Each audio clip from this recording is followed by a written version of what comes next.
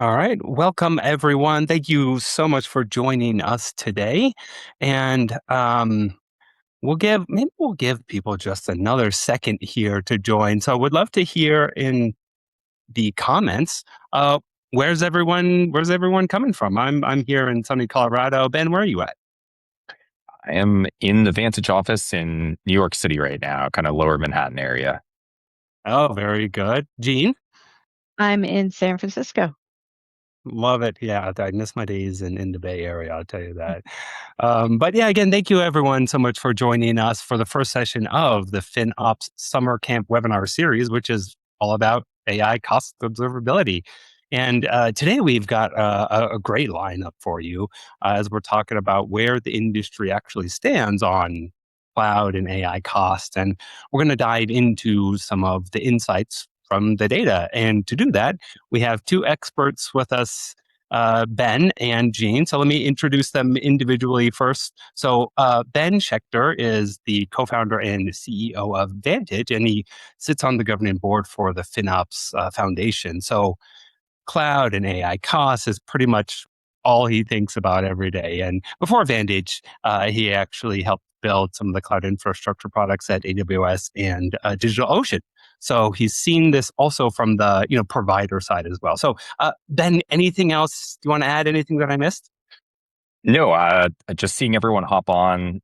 Thanks everyone for joining. Excited to get into the webinar series for the summer. And this will be the first of a few that we have. And so looking forward to this one and then also the next few over the span of the next few weeks. But also let Brandon introduce Jean as well. Very good.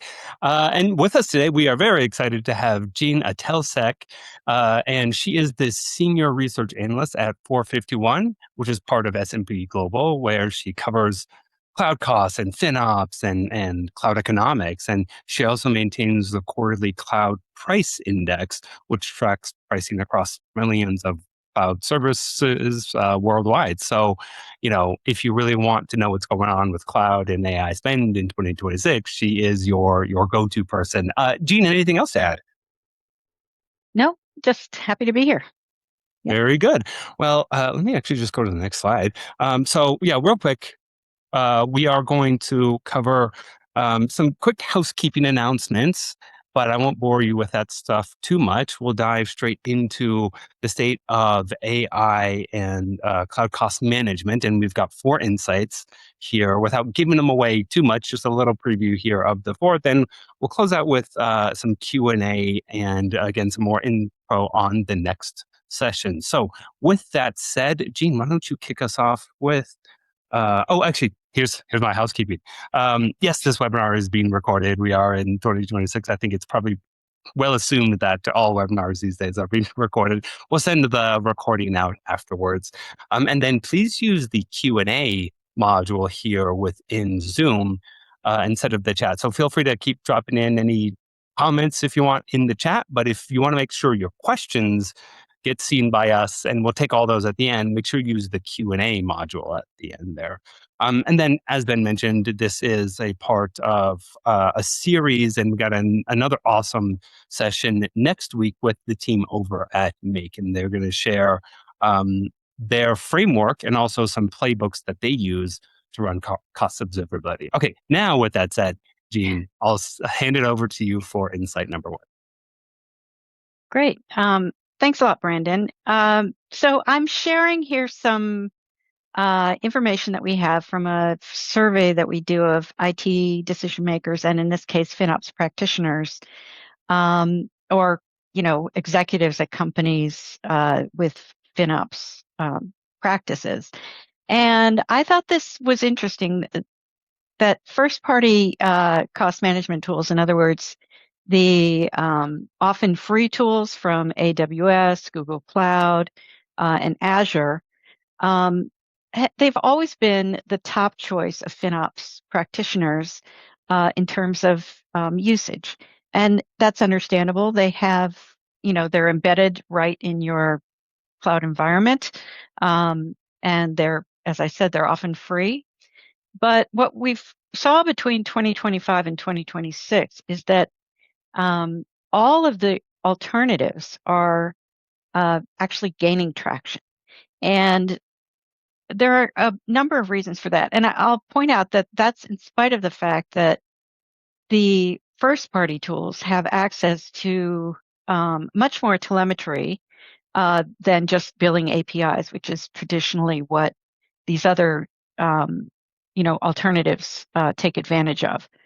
But I think that the idea of having multiple vendor agnostic visibility into not just cloud service usage, but also software usage, data clouds like Databricks and Snowflake, model usage, and whatever data can be pulled in there is going to give you a whole picture without having to do the swivel chair management of different tools for different vendors.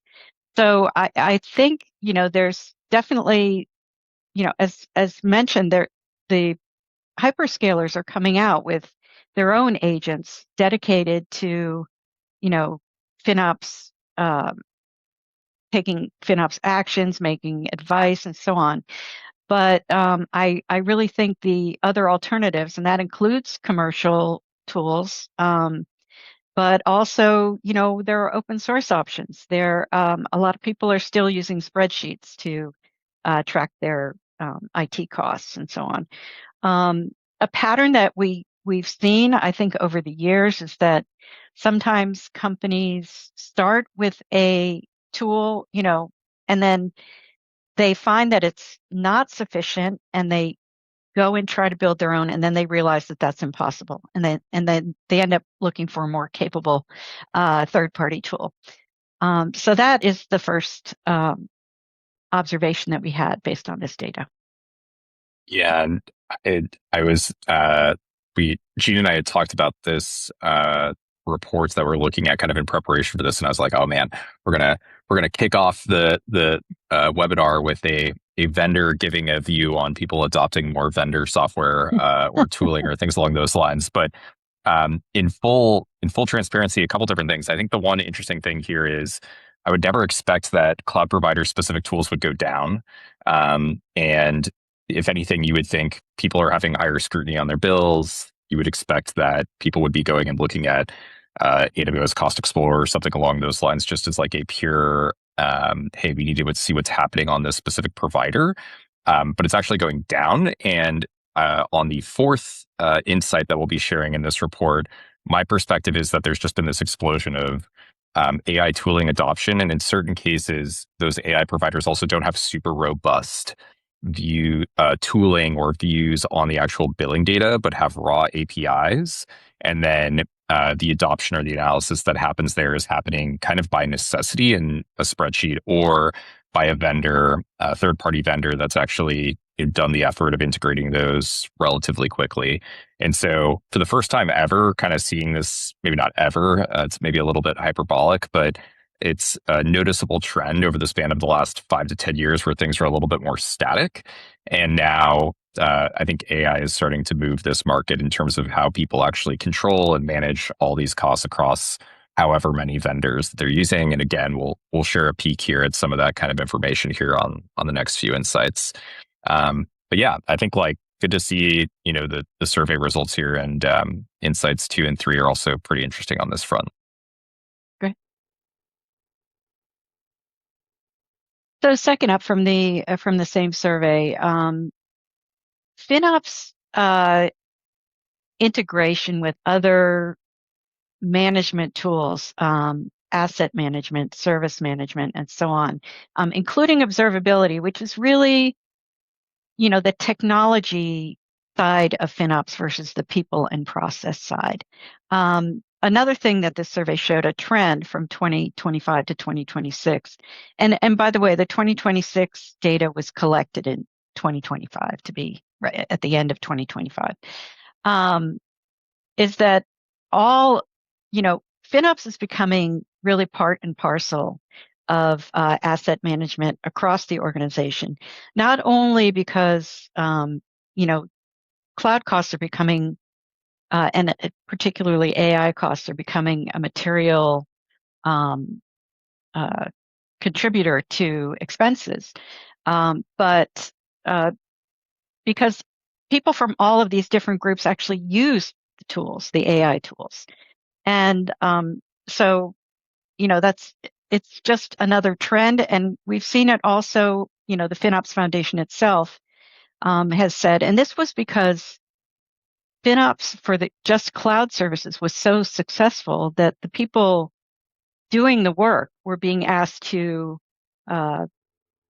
apply their insights and save costs in other areas of the organization and in these adjacent areas, which, some of which have been around a lot longer than quote unquote FinOps. So yeah, that's a second insight that we got from the survey in terms of trends. And I think you kind of hit the nail on the head where token consumption is kind of coming from everywhere. And even providers that had seat-based pricing models or contract-based pricing models are also rotating into different consumption or usage-based pricing mechanisms. And the majority of those are becoming token-based, and it's being driven, to your point, like kind of across the entire organization. The other thing that I think is something that we've experienced and have a pretty interesting view on is the ability for us to integrate and consume other data sources from across the organization has been unlocked by MCP. And instead of having to go and build a full new integration or have an entire custom tooling around getting data in from other portions of the organization or getting data in from other sources of truth, you can now simply enable an MCP. And as long as that MCP is directed in the right fashion from a particular skill perspective, you can integrate that data relatively quickly, and it unlocks a number of use cases. And we've done a good amount of that on the Vantage side, and now are beginning to open up full MCP support so that people can pull in top line revenue systems or their HR software for org chart accountability of token consumption. There's a whole new set of use cases that are popping up here. So it makes sense that there's kind of like an increase in scrutiny or adoption, or hygiene is maybe a more positive spin on it, kind of across the board. But I think from our perspective, like the fact that there is heightened awareness on cost management is ultimately like a good thing across the organization as people get a handle on efficiency. But yeah, you can see basically across all these things, there's an increase in adoption across the board. Right. And the interesting thing about MCP, Model Context Protocol, is, it unlocked a way for organizations to participate in the AI ecosystem without giving away their differentiating technology. And it's just a choice of, exposing data and allowing, vendors and users to consume it in a way that makes their lives easier. So, and I'll point out here also that the FinOps Foundation really sort of popularized the term FinOps, and it was kind of as a way of representing the operational costs of cloud consumption that had not been really dealt with before, and that some of these technologies, IT service, IT asset management, were used to measuring CapEx expenses this way. And FinOps sort of grew out of the need to, track these operating expenses.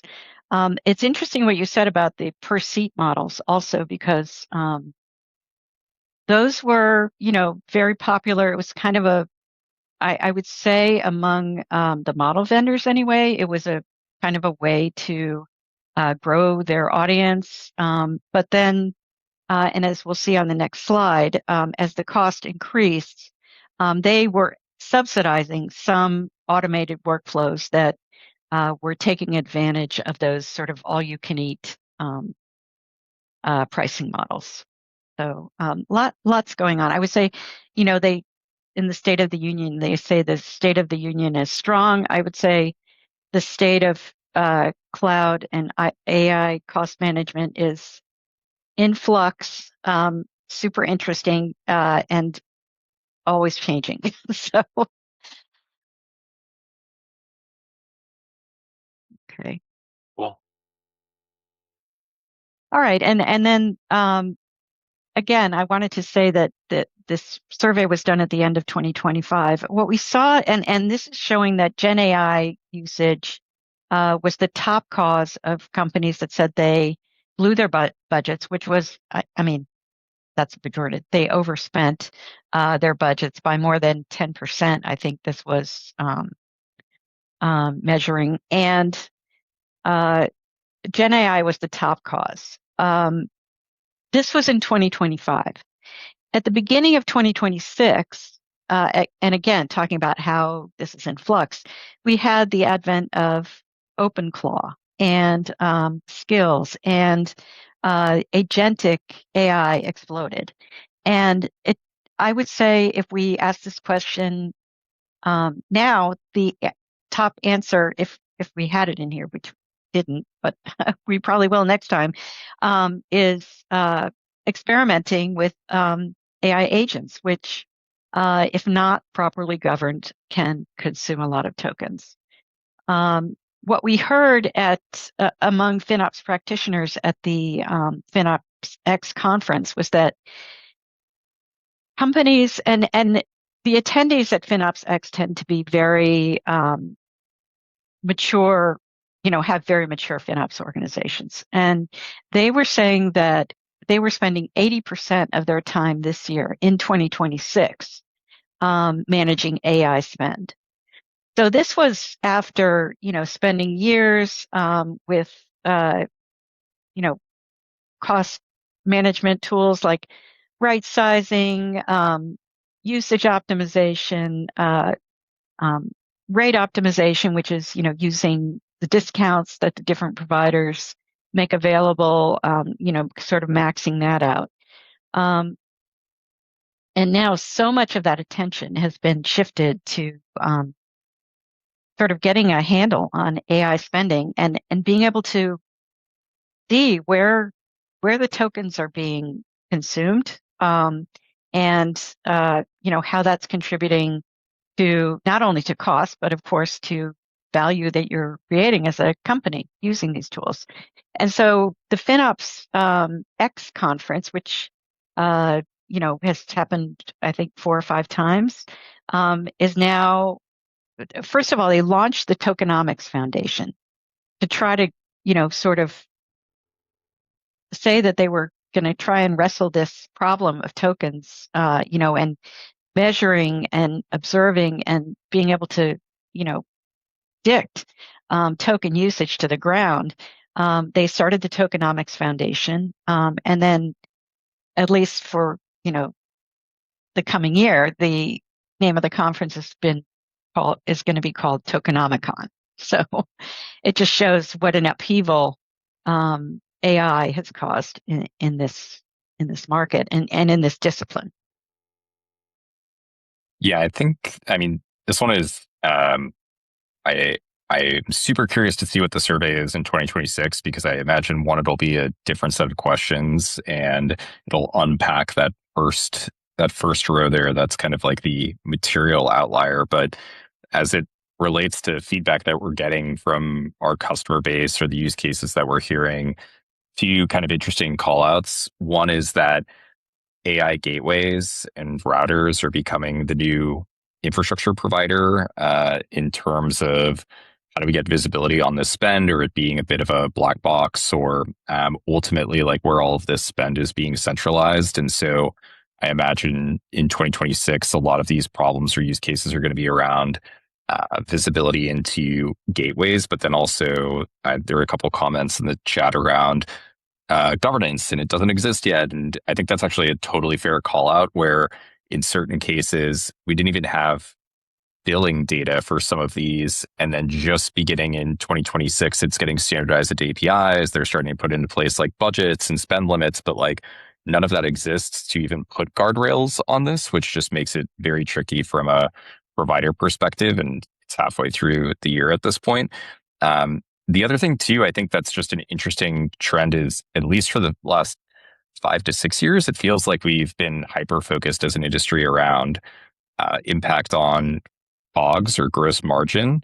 And the token consumption is increasingly rotating into R&D related costs. And so one of the top things that we're getting from our customer base is that our R&D costs are the ones that are blowing up the budget because everyone's using Claude or Codex or things along those lines. And it's which development, which department, which budget do we need to implement is actually driving this. And right now, it's pretty opaque. And so I think where the industry is probably going to go is you're going to start seeing integrations from FinOps vendors into sources of truth that you might not have thought about. And for example, like HR system of records like Workday or Rippling, be able to see an org chart breakdown, sync that with like the token consumption across the board or per developers, being able to put a budget in and actually adhere developers to that budget or at least limit it.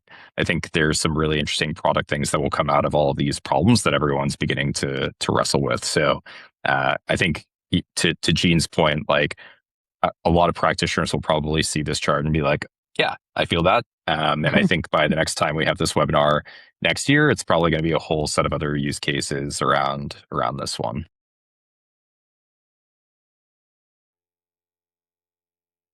Great.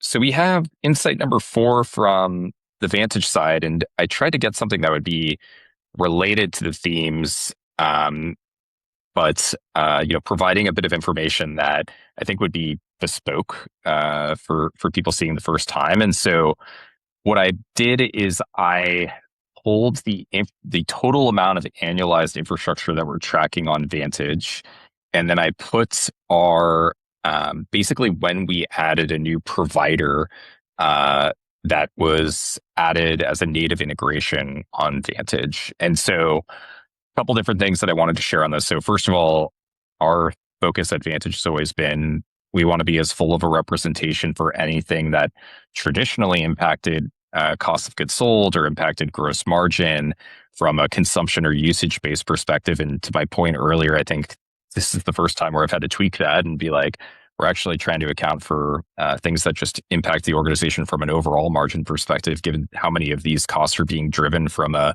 R&D or predominantly engineering, but kind of across the entire enterprise. But the second thing is that we have never had more requests in the last 5 to 6 years that the company has existed than today. And we have been shipping new providers at a pretty quick clip.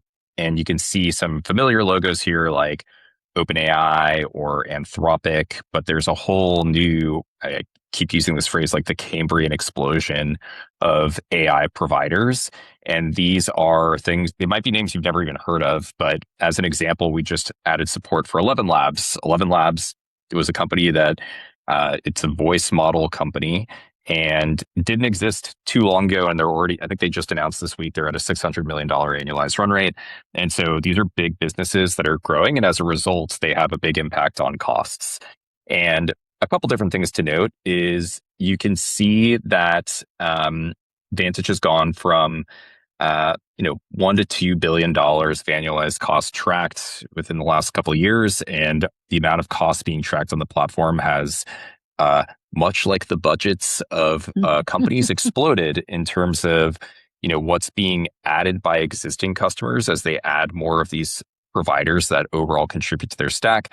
And then I'll say there's just a new breed of companies out there that are AI native companies that have a stack of providers that is just brand new, where historically we would get on the phone with the customer and be like, okay, it's AWS, it's Datadog, it's Snowflake.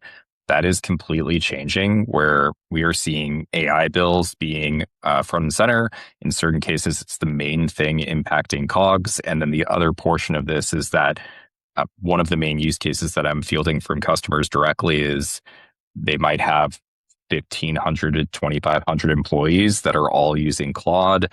They're all driving token costs, and they need to get a handle on what is our token consumption across the organization. And then the next step is how do we actually have governance or budgets, or which models do we actually allow different parts of the organization to leverage? And I think that's where you're going to start seeing some of this tooling going in the next few months here. So interesting view here where you can see the amount of cost tracked across. We have about 30 providers, has 3x since basically the beginning of the year. And this is after the company has been around for about 5 or 6 years. So pretty noticeable impact. The other thing that's interesting is that the scale of data that we are encountering with some of these inference providers has also been a pretty interesting challenge where uh, the data from AWS might be, hey, this server, this EC2 instance is on, or this EBS volume is on. Whereas with AI providers, it's really becoming like a data scaling challenge where you are getting a line item per inference request. And that can be delineated on a number of different dimensions, a dimension being like developer or an employee at a company. And so I think to relate this back to what Jean shared in the first insight, it's like, why are people going out and using third parties? In certain cases, for a large enterprise, it does become like a data scalability issue to even process, allocate, attribute these costs. But I'm super curious to see where this trend continues and essentially like what the stack is comprised of in the future. And I think if you take a look at this in another 6 to 9 months, it'll be a lot of AI gateways, a lot of these new inference providers, basically anywhere where someone could get a slice of a GPU will probably be encompassed here in some capacity. But thought this was interesting information to kind of share, and is kind of a bespoke thing from the Vantage perspective. Yeah, that's really interesting. One thing we heard from at FinOps X was that model routing is routing less lower priority requests to less expensive models. A lot of people are talking about it and doing it technologically.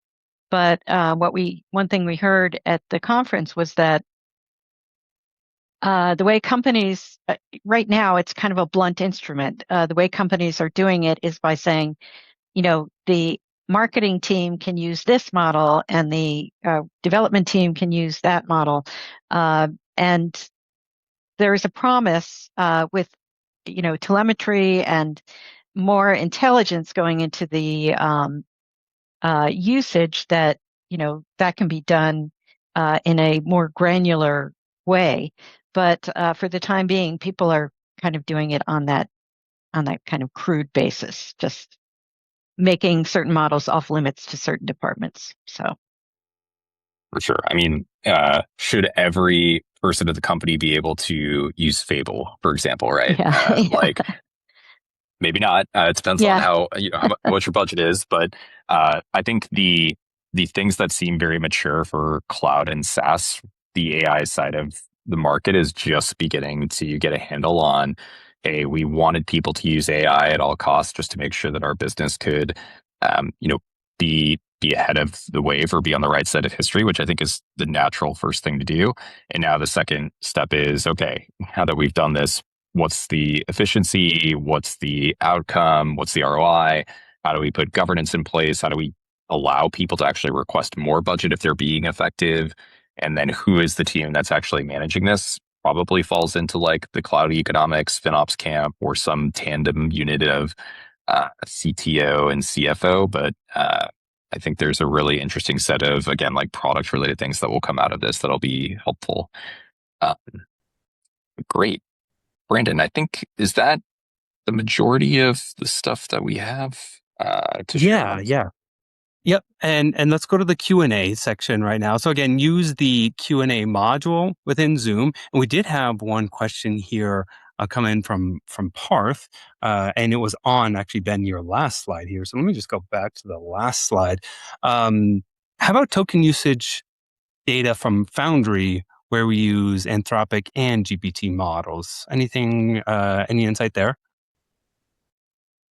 So I think this kind of goes into AI gateway router related attribution, where like question number one is we get this generic bill at the end of the month, and it's not too dissimilar from the meme that was the AWS bill, where it was like, hey, we have this AWS bill, which team is using this, which service. There's a bunch of different ways to basically pivot that data.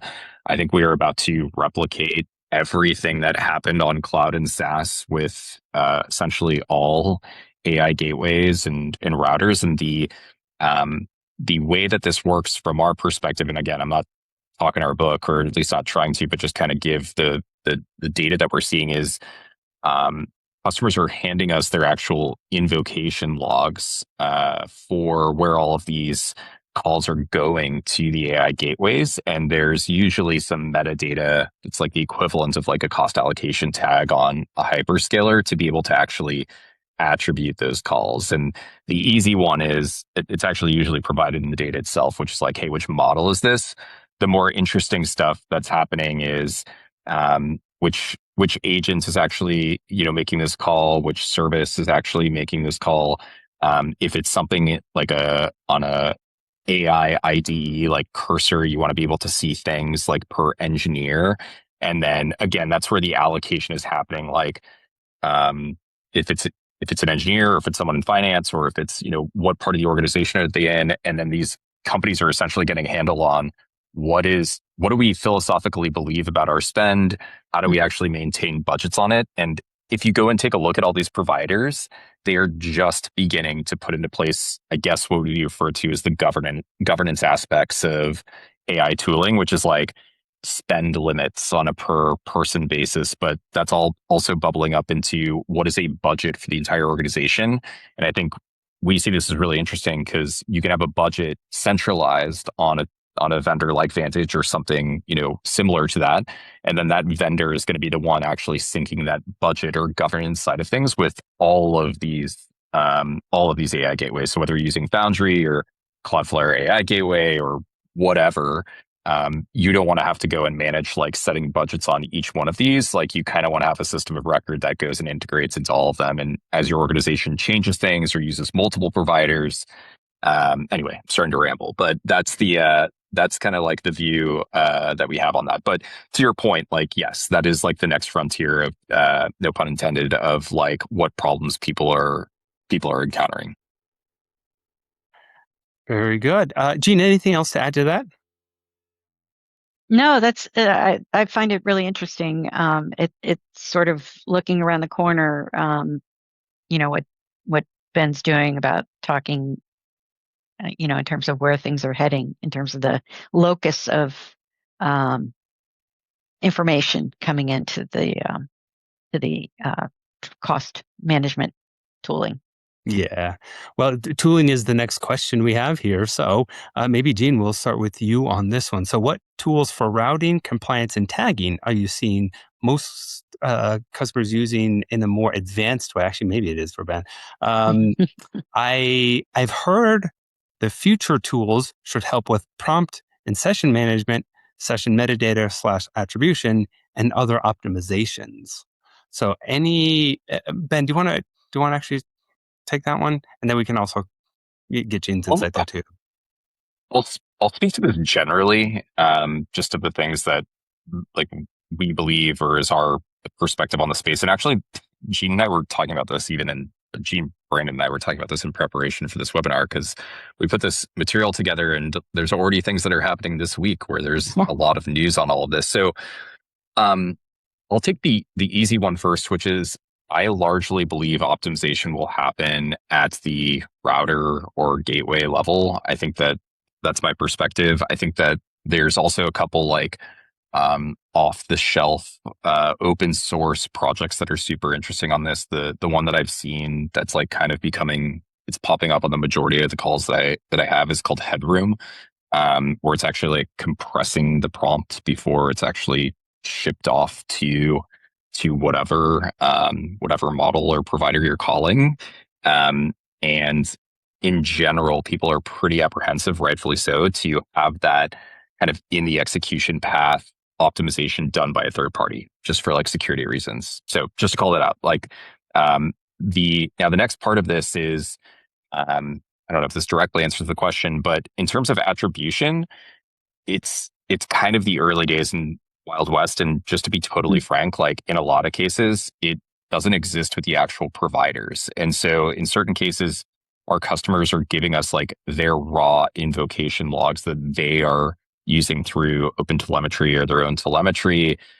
We are ingesting that. It's very akin to like Kubernetes cost allocation relative to EC2, where like unless you have an agent actually delineating the lifecycle of the containers and tying it together with like the node costs, there's no way to get that information. I think that's like kind of what's happening with like companies are beginning to just have their own usage logs, expect to point that at a FinOps or cost management provider and be like, allocate.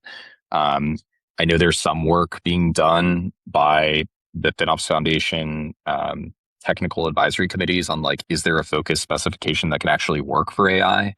And I think like that's probably needed. And like we're trying to propose something from the Vantage side relatively soon here. So it's not just like raw logs coming in from everywhere.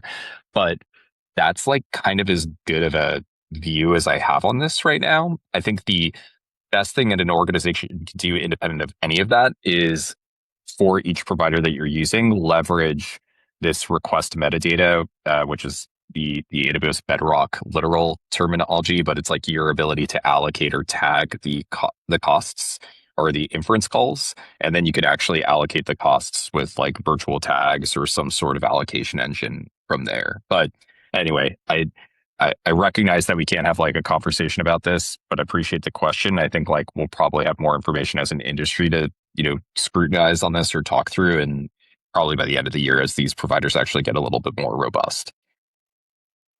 Yeah, and I think that cost allocation has been underappreciated as how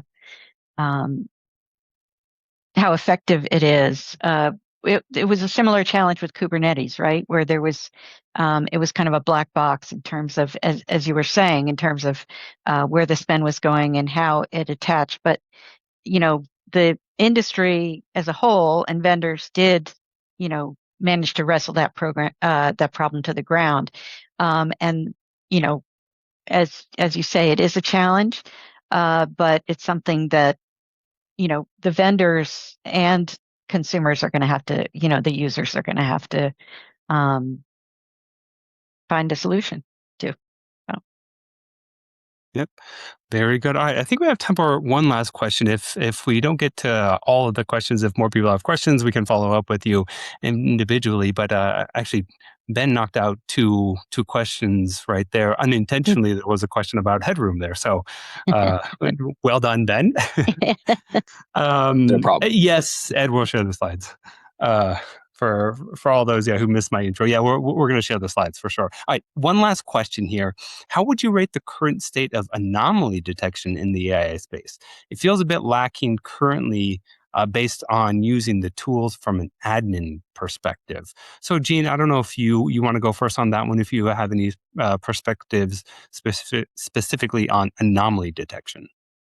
Well, I'll say that anomaly detection has been a top FinOps tool feature for quite a while. In terms of how it functions with AI coding assistance and so on, I think Ben probably has a better perspective on that than I do.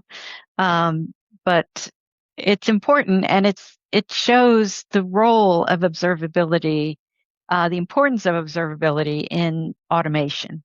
In other words, having that data dynamically collected and monitored, and being able to pop out those anomalies before they end up having a big impact on bill. So. Yeah, I can give some perspective on this too. What's interesting is cloud providers they've just kind of taught the industry that there is a lag on billing data being provided, and I think this is something that I've always been a little bit surprised by. Like if AWS, for example, can launch however many millions or tens of millions or whatever the number of, EC2 instances per day, why does it take them 7 to 8 hours to deliver the latest, billing data? Like it just seems like it should be a solved engineering problem. And AI has completely changed this, where it's like actually the opposite, where it's like, hey, how quickly can you refresh the data? Because like an engineer can blow up their entire token usage within an hour. And if I don't have a vendor that is syncing that quickly, what's the solve here? And this goes into anomaly detection, right? Because anomaly detection is essentially like, well, how quickly can you get the data? How quickly can you learn on it? On our side, we are changing the way that we are actually, for each provider that we integrate with on Vantage, we have a refresh rate. That refresh rate defaults or historically has, basically because of limitations with the provider, to daily, or with AWS, it's as often as they publish the cur. And we had a sneak peek at this a few years ago. I think Snowflake actually began publishing stuff relatively quickly, and you could query the latest information. AI providers are actually publishing this near real time, and AI gateways, it's near real time as well. And so I think what you're going to see is you can actually set up like a proxy of these logs directly to a vendor, where it's like, hey, I just want to stream my invocation logs and I want to stream my cost data to whatever system. And then hopefully that system has a good enough anomaly detection engine that it will be able to alert on that. I think this is kind of like a new unlock for the industry. The ultimate like engineering challenge here that we're experiencing was related to that fourth graph, is that the scale of data is just like also increased dramatically. And so being able to ingest, allocate, and then ultimately alert on those costs is kind of the next challenge there. But I would agree. I mean, I think like there's room for improvement with Vantage. There's room for improvement with most vendors on this front. And it's just because of like a new way of being able to access or get this data. But I think that tune will change relatively quickly. Very good. All right. Well, that'll do for today. Really appreciate everyone joining us. And with that said, I do have to give this slide a little airtime. And while I do that, otherwise I wouldn't be doing my job, right? So with that said, then if anyone wants to connect with you or learn more about Vantage, what's the best way to do that? We have a website, vantage.sh. You can connect with me on LinkedIn or X or whatever, pick your poison, and happy to continue the conversation. I believe we'll also market this, but we have multiple webinars in the series. I already got a glimpse at the one next week. It looks really good. But we're happy to chat with the community, so reach out. Yep. And then Jean, what's the best way to connect with you?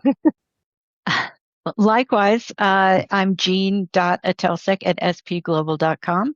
And I am always eager to hear from practitioners and vendors wrestling with these challenges. So, very good.